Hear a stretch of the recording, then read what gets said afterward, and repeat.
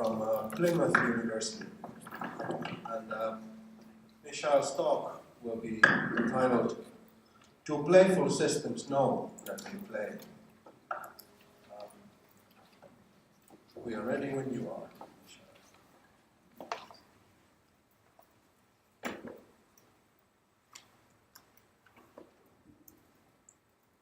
Okay, good. How is it?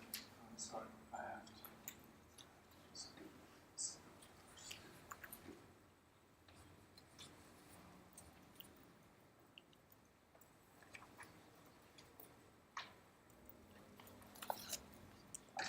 Yes, go ahead. Thank you.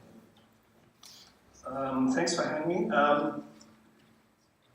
In a sense, it's kind of like looking at the question that Sebastian just posed, but from a different direction, not looking as a player into the game. We're looking back from the game to the player. The abstract, I'm going to skip it. So if you had read the paper, you would realize that I turned around the discourse. So I'm going with the last point first, and then come to the second point, and then come to the first point. It turned out it was better during the preparation, and I might rewrite the paper actually. So the question I posed at the beginning is, does Nate, and with Nate I'm referring to Nathan Drake from Uncharted 4, does Nate know that Nate is playing? And you can imagine I was very delighted when I saw Stefano's tweet about Nate's, another issue of Nate, that he is basically weightless. But does Nate know that he's playing? And to get a hold of the question, I'm using a scheme that's quite old from Plato, from the Theater's dialogue. So if somebody knows X, that if Nate knows that he plays, then he needs to play. He needs to have justified reasons to believe that he's playing, and he needs to believe that he's playing. So we're gonna go through these 3 steps of trying to establish that Nate is playing. So the first question is, does Nate play? And I'm starting to introduce certain distinctions into the conversation, as you will see, that I'm more explaining in the second part of the talk.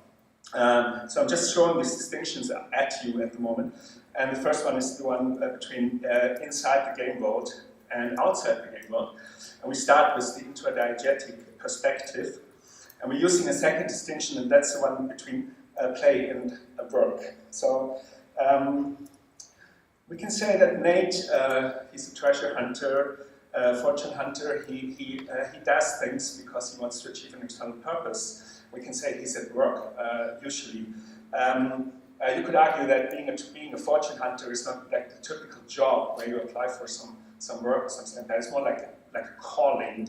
And in this quote, we see that Nate sees his activities as a calling. But if you look at his activities, they kind of look like work. So if you think about definitions of play from biology, let's say play is taking place under stress-free conditions, for example, and it's voluntary. You see here that Drake is usually not operating under stress-free conditions, just the opposite.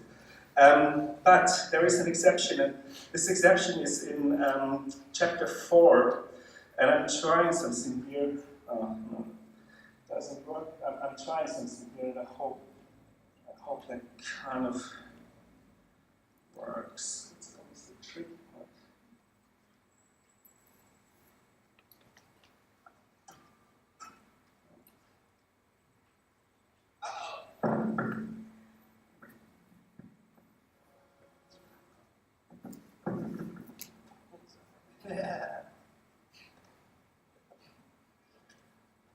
So the commentary is from the Let's Player, but we see the scene that Nate is toying around with the toy gun. Don't know when to give up. Sorry?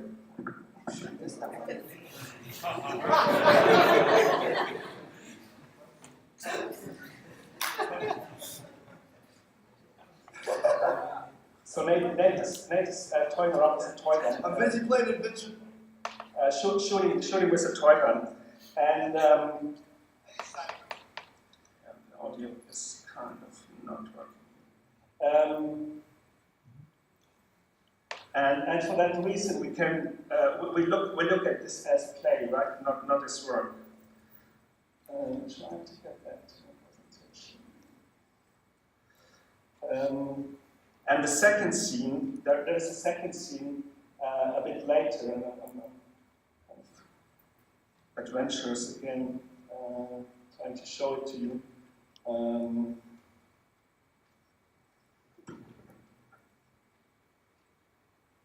So this scene starts a little bit later also in the chapter 4, and they discuss about who is doing the dishes, and then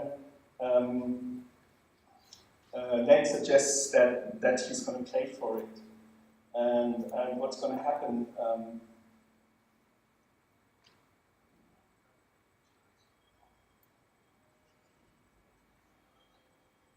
So they're just debating about who is better at playing a game, and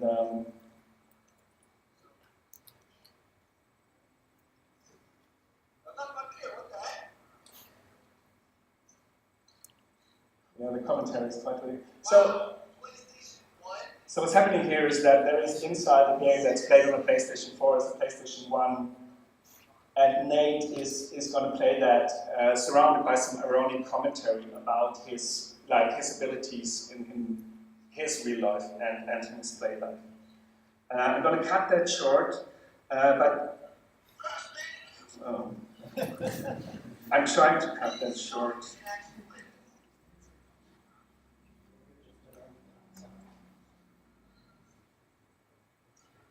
That's what downloads.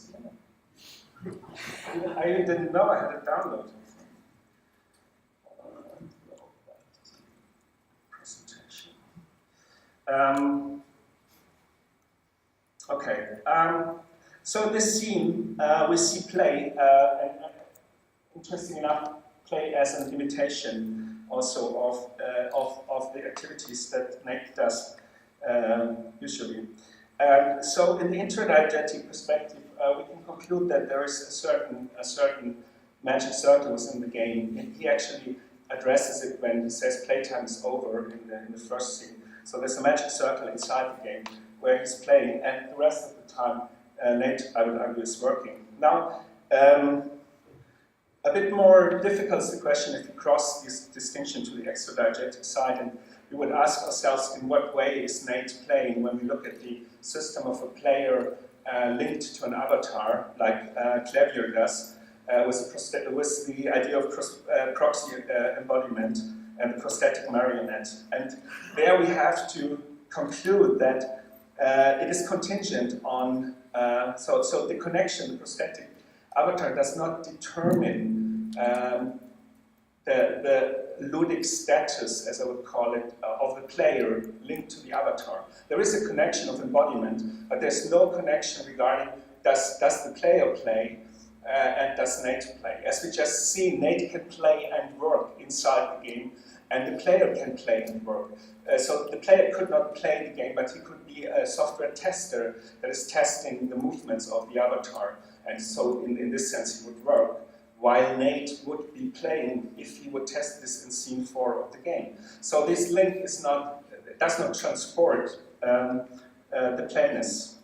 I'm come to another distinction, and I kind of like introducing some sort of method here that I'm proposing, and this is looking at something through different distinctions and kind of like jumping around between them or crossing them. So now I look at I stop looking at play for a second, but I look at the game as an artifact.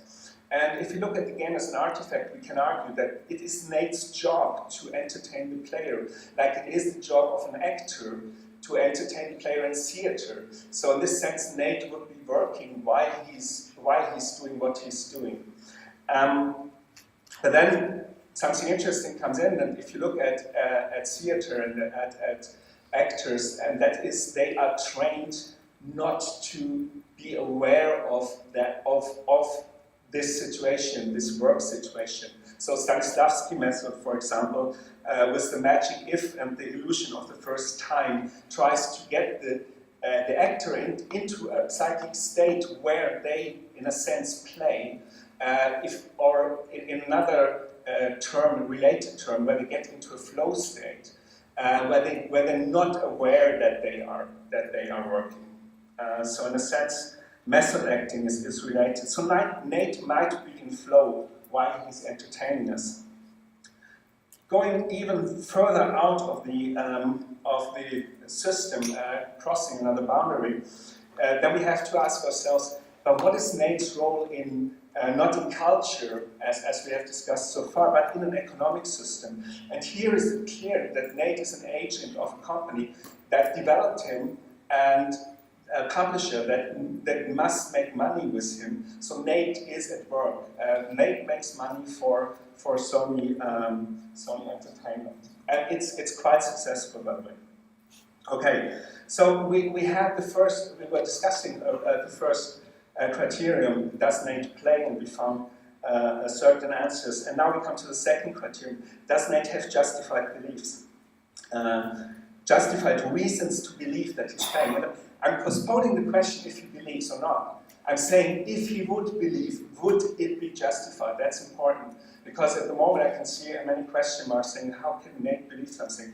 Let's put this to the end. It's always good to have the best stuff at the end. So intradiegetically, again, I would argue that Nate has a lot of reasons to believe that he's playing. Look at all the props. In the first part, the toy gun, the toy aims. In the second part, the PlayStation, the controller, and then the Crash Bandicoot game that the player is playing through Nate is playing in the game. So I would say this is the easy part. The difficult part is if you look again at the relationship between Nate and the player, and we are again with the prosthetic marionette of Clavier, because Nate would have to look. Would have to look into the direction of this link outside of the game, and what we find there, Clavier says, the first thing we find there is the surface of the controller. And the surface of the controller, I would argue, does not give us a hint if somebody's playing or not. I mean, you can have a PlayStation controller in your hand and not be playing. It doesn't say anything. So what we would have to do is we would have to interrogate the system, and I come to that, that is outside of the game. Here the player, and we would have to interrogate the system in a sense of do you believe that you are playing, or what reasons would you have for the belief that you are playing? And Nate at the moment cannot do that. So now the third criterion: does Nate actually believe that he's playing? So again, in the intradiegetic case, it's quite simple. He is actually saying that he's playing. So when he stops toying with the gun, he says literally playtime is over. So Nate does believe that he's playing. We can kind of like check and say interdiegetically in the game, Nate actually knows that he's playing from this criterion. Now, as Dr. Oakham from Independence Day would say, here comes the real icky part. So now we have to question ourselves: is Nate able to hold a belief? And I'm not into metaphysical speculation a la Bogos, saying everything thinks and everything believes and stuff like that. But if you're into that, you could probably. I'm not. So what we have to do instead is we have to revisit Nate. We have to ask what is Nate about, and this gives us into the distinction between human and machine. Because if Nate were a human, we would ascribe beliefs to humans, as we usually do. Now I come to Luhmann and systems theory, because Luhmann didn't talk about persons or didn't talk about humans, but he talked about systems. And in this sense, our player on the left side is a coupling of these sort of systems: a biological system coupled to a psychic system, coupled to social systems when we step out of ourselves. On the right side, we have a machine that kind of like, in Luhmann's terms, Luhmann didn't include machines into this autopoietic systems, because one of the characterization of an autopoietic system, all these systems on the left are autopoietic. That means they recreate their own elements, and they draw a distinction between themselves and the environment. So they need to have at least some sort of self-awareness, self-reflection, and being able to reproduce the elements themselves without like entering into the environment. So if machines are not autopoietic systems, what can we do? So one direction is, what we usually do is we construct something in a social system, that is the construction of a person. So we take these systems together and say, okay, what I see is a person, the surface of a person. So the person is something that is opposite to us, but is like us. So it's the alter that we look as the alter ego. We model the person after ourselves. So one way to go would be to construct Nate as a person, and some of the directions in transhumanism and artificial intelligence are kind of like going in this direction. But I would argue it's difficult because the notion of the person itself is difficult. So the option B that I would propose to go is, can we create equivalent, what I call equivalent systems on the side of the machine and connect it to the human in a social system? And how would that look? And to bring back the question of knowledge, then the social system would be connected to the social system, the Wissenschaftssystem, where Luhmann locates knowledge. So Luhmann doesn't locate knowledge in the mind, or in the body, or in the individual, but he locates knowledge in the system of science. And we would have to say science and humanities because it's not easy to translate. And a system that knows needs to be capable to distinguish between communicative act and information. So it cannot be a computer alone, a pure information processing machine, but it needs to be able to address the distinction that somebody talks to me and what is being talked to me.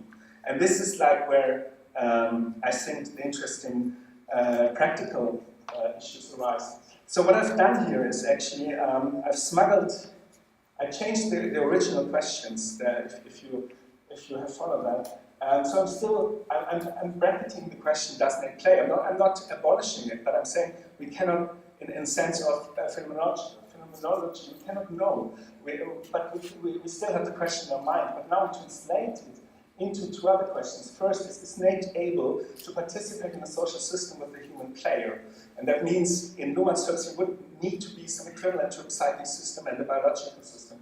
And the second one, does the social system of science and humanities then acknowledge that Nate is able to hold knowledge? So we are into this distinction between machine and organism, and that's one way to tackle this problem. You not start building a mind, but you start building a biological organism, as has been done in a lot of traditions in the last century, especially in cybernetics. So my direction of thinking is, I was taking the question of Alan Turing from 1950, Can Machines Think? And the kind of, I have a hunch that Sicard, for example, hints at some questions that we could ask if we play. What does it mean for a machine to play? Translate this into the actual questions: can machines play, and what does it mean? And going towards a playful system, I just briefly kind of sketch my program that I'm developing as part of my PhD. What I think we need are 5 major design decisions in this sense. And the first decision is that the system needs to be able to be part of an environment. So, for example, this is the Hitchbot project. I think one of the great examples of where you put the robot into a social situation, and the machine becomes much more than a machine. In the course of this experiment, machines currently have not enough social context and social surface, as Joel Partamore has remarked. He says even the simplest biological organism has much more interface than the most complex machine. So we need to increase the surface of the interface, and then we need to ask ourselves, what does it mean to draw distinctions for a machine? And I argue these distinctions are within machine learning, because that's what machines do. They take data from outside, from the environment, and they draw distinctions based on that. And it's not the distinction between 0 and 1, the trivial distinctions down there that's kind of relatable to a neuron firing or not. It's a distinction the machine draws from its environment.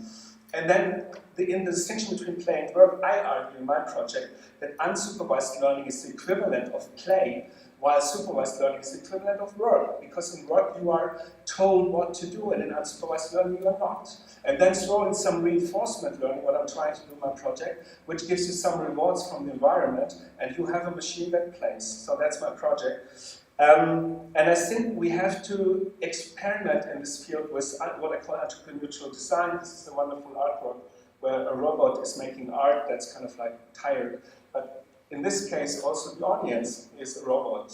So the robot is making art for a robot, and the human observers observe the robot observing the robot, so a second-order observation. Finally, we are touching things that go deep into philosophy, first-person versus third-person perspective. Do we ascribe a first-person perspective to machines?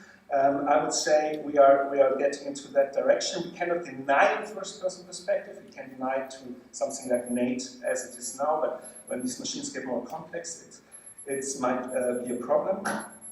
And what I'm arguing for is, oh, it's already telling me to stop. And I'm going to stop here and leave the last two parts for discussion. What I'm arguing here is for kind of Nate plus. So a Nate that is aware of what is coming in from the environment, a Nate that is able to participate in the social system with the player, and then a Nate that could ask the player, do you play? And then Nate would know that he's playing as well in the extraterritorial sense. And I'm stopping here and say, I have a couple of more slides. Yeah, I'm sorry, but that's all fun. That's all good. I just want to the last slide. Okay. Thank you very much. Thank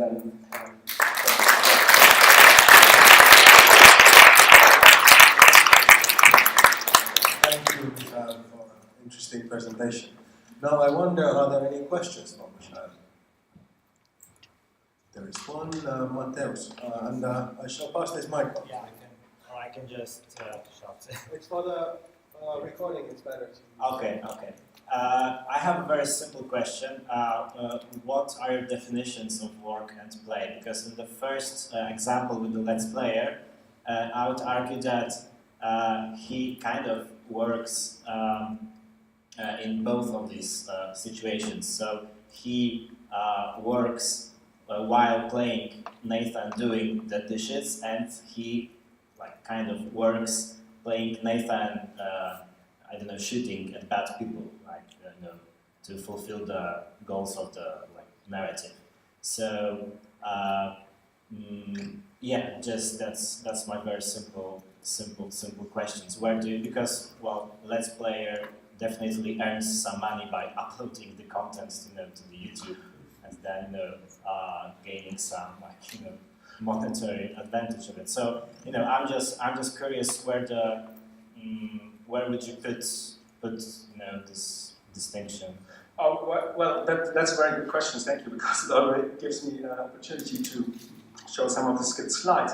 And to your observation, definitely I would argue that a Let's Player is working. But that is contingent. I mean, Nate would know that. He's played by a Let's Player. As soon as we're not talking about Nate++, but talking about the Nate right now, he can't know if he's being played by somebody playing or if he's being played by somebody working. That was my argument. And to the question, how do I define play and work? I don't define anything, and that's exactly the part of my method. Because my method is based not on definitions, not on identities, not saying play is ... because that's where all the problems come in. But it's visiting a number of distinctions between play and other things that you can visit and interrogate And I think that's kind of like a rich a method to think about play. You're not saying play is, but you're saying, for example, I'm looking at the distinction between play and purpose, and then I come to another distinction between internal purpose and external purpose, and then I can ask about an external purpose of a let's player, for example, or an internal purpose of a child that's playing, or an external purpose of a psychologist observing a child that's playing. So in this way, we get kind of like a rich set of observational material that we can use, and I'm just showing a couple of them. Because the problem with definitions is just to show that shortly. If you have somebody like Burkhardt, who's an ethologist, and he's trying to define play by a clear definitory approach, and then Brian Sutton Smith, on the other hand, who is clearly recognized the ambiguity of play by not trying to define it, but to cast it in cultural rhetorics. And if you look at that. His first rhetoric, the progress rhetoric, would actually encompass Burkhardt's approach. But what happened was, Burkhardt was not happy about that. So Burkhardt couldn't even understand that you cannot define play in a clear definition. He said for him it doesn't solve any issues. So the scientist and the person from humanities are kind of like disconnected through this method of definitions. And that's why I'm for looking at distinctions. Thanks for the question. There's one more question here in the front. Yeah, thanks, Michael, for an interesting talk. I have a question regarding all the distinction up to the distinction of Nate playing or working. And I wonder, like, I'm not really sure what the position of that is in your argument. I mean, I understand it was fairly in the beginning, so maybe it was just setting the tone for the later arguments, but what I'm wondering is if that distinction between work and play, couldn't you have also made that if you only had read a story about Nate doing these things that you described? If I would have read the story... If that what you showed us in videos, yeah. If that would have been just written down, you could have gotten that distinction from that as well. So I wonder why the game is, or in which way the game is important there. Or you could have watched the film, for that matter. Well, I mean, what I was starting with was the interdiegetic versus extradiegetic perspective, and I think in the connection of the player with the avatar, for example, that's a pretty game specific perspective, right? I mean, if it would, I'm asking like if I could have looked at a novel, but that would have been different. I mean, Clavier would argue that the link between the player and the avatar is not a fictional one, so it's not just about I'm having a fiction, but I am connected to an avatar. So that is kind of like game specific, and also the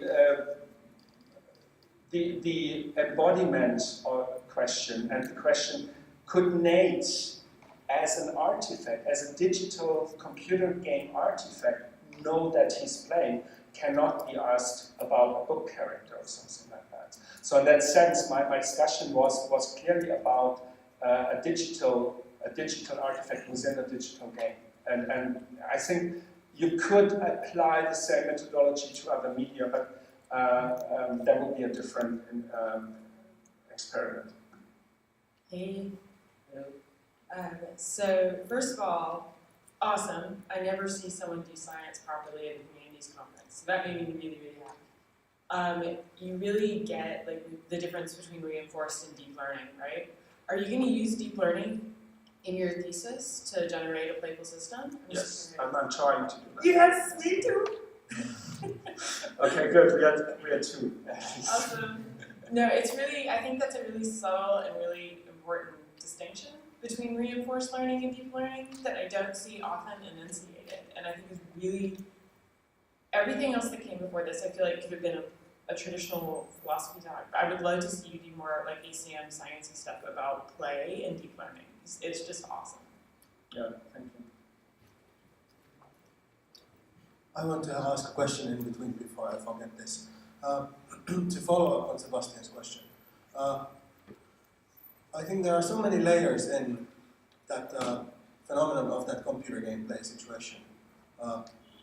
you could call Nate also a set of pixels on the screen, or you could look the voltage on the motherboard, and like to claim for the identity for this thing that you call Nate, you could locate him or that thing on different levels of abstraction.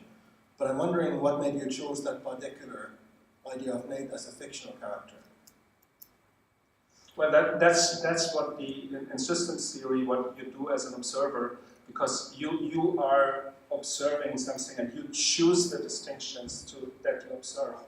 And so the voltage fluctuations on the motherboard, and like as a physical system, for me would not have been informative in the sense of the question, does Nate know something? Because we normally don't talk about voltage fluctuations of knowing, except you have a pantheistic or kind of like Gaia perspective. That's fine, but then you have to label it as such. And I'm not into that. I mean, I'm not directly into these kind of hypotheses. But so the beauty about systems theory, in my approach, in my opinion, is that you kind of choose what you are observing, but then you have to label it, and you have to be aware that you are observing it. So my perspective is also observer dependent, and you might have different observations. Nate could also be a cursor, or a tool.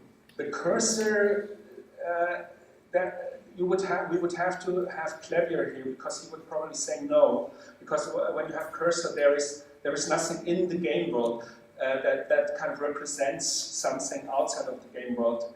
So I couldn't have asked the question about does Nate know something intra-diegetically. I could have looked at the situation extra-diegetically with a cursor, but not the part that I was always running alongside with on the other side of this distinction. Sorry for hijacking the microphone. You were mentioning about whether Nate is playing. How does this apply onto characters that break the fourth wall, so to speak, that actually speak to the player that they are controlling? For example, like let's play reminiscent of early LucasArts games, or more recently there was that Deadpool game that came out. Let me just go back to that question about Nate. I was here. Yeah, I think at the moment, this is what I call option A, a player that breaks the fourth, synthetic character or an avatar that breaks the first wall is a construction, and it is the construction of the machine as a person. So it kind of like it's like this anthropomorphization, saying the player talks to us. So in a sense, in the diegetic situation, we suspend our disbelief, and that becomes reality. That no question about that. But it's not the same. So here you're making the same construction that we do about other humans and transfer it to a machine. Yeah?